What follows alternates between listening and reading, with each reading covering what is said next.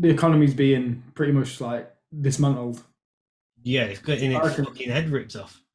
controlled demolition of the economy. Yeah, it's a more polite way of saying Yeah, and then we're seeing all these farmers protesting in Sri Lanka, in India, in Holland.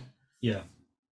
Holland's the second largest food supplier around the world. Yeah. Netherlands, yeah. Yeah, it's crazy that from only such a small country. Well, it's because of how much farmland they have there. Yeah, and I think that they mainly export cattle and beef and pork, I think. And obviously, on the World Economic WEF agenda is to reduce the amount of meat everybody's eating. Yeah. So it makes sense to go for them first. Yeah. But then Mr. Bill Gates has been buying up farmland in the US for ages. Yeah. Farmland's being bought. Everyone's unemployed. Well, unemployment's not that high at the moment. Well, that's we're why going into it. Though. The way it's going to go is unemployment will start to kick in. Yeah. You probably start seeing that in the next 6 months. Yeah. What day does it say? 27th of September 2022. Yeah. If we come back to this at 27th September 2023 and have this a conversation, this world will be looking completely different to how it is today. Yeah. Well, think about the 27th of September last year. What was it last year? I'm just saying, like, how much has changed already this year. Yeah. To where we are right now. And I feel like every year there just seems to be crazy amounts of change. Yeah. Like, we came out of the pandemic, like, I'd say properly in March this year. Like, there's pretty much no more lockdowns after that. Yeah. And then as soon as we came out, I think 2 weeks later, Russia invaded Ukraine. Yeah. Because I remember I was in the gym, and then the guy who owns it was like, "Oh, have you seen what happened?" Because it happened like early morning, didn't it? Our time. Was we not on a call when we were looking at? I don't think it was a podcast. I think we were just on a call with Jack. Do you remember? And we was getting up, and I was getting up the screen share and showing you how. I think we're just having a meeting. And No, I think it was a podcast. And I was screen sharing all the tanks lining up for your invasion. Do you remember? Yeah, was Jack that night?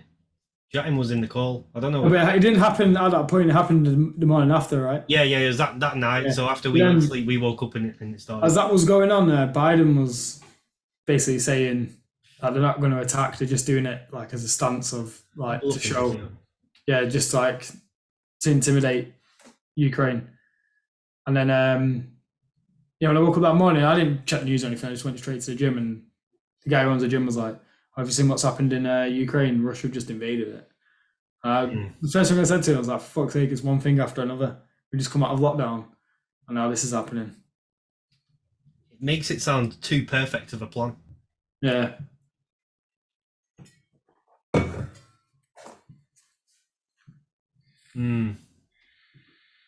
Because it's like what? I forgot his name. Joey. What's his surname? Oh, he was on Joey. Not Joey Diaz. The other one. I was thinking, surely you're not talking about Joey Diaz here.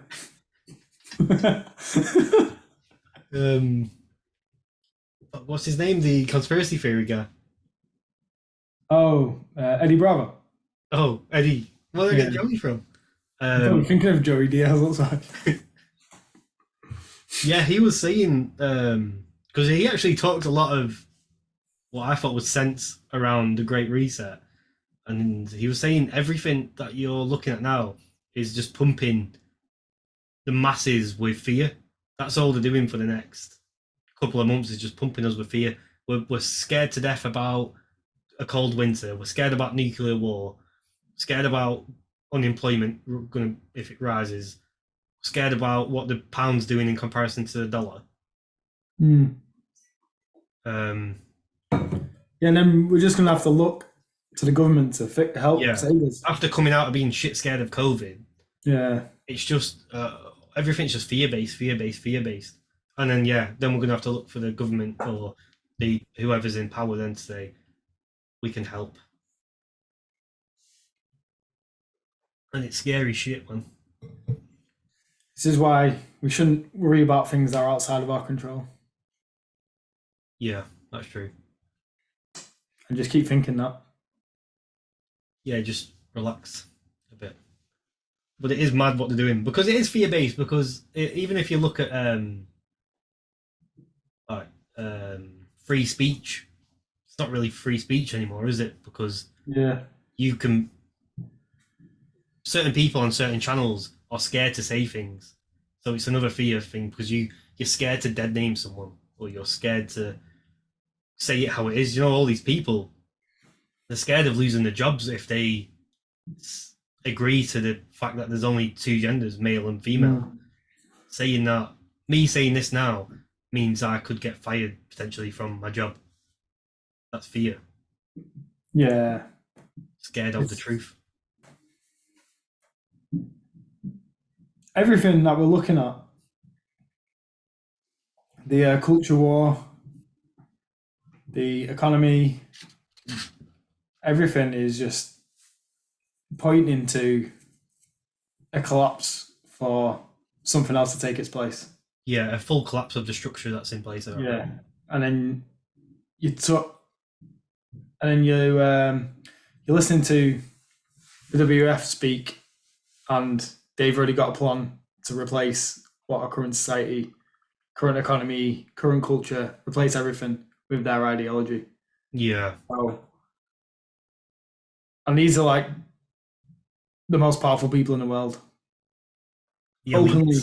Openly talking about their plan whilst we're watching society around us collapse.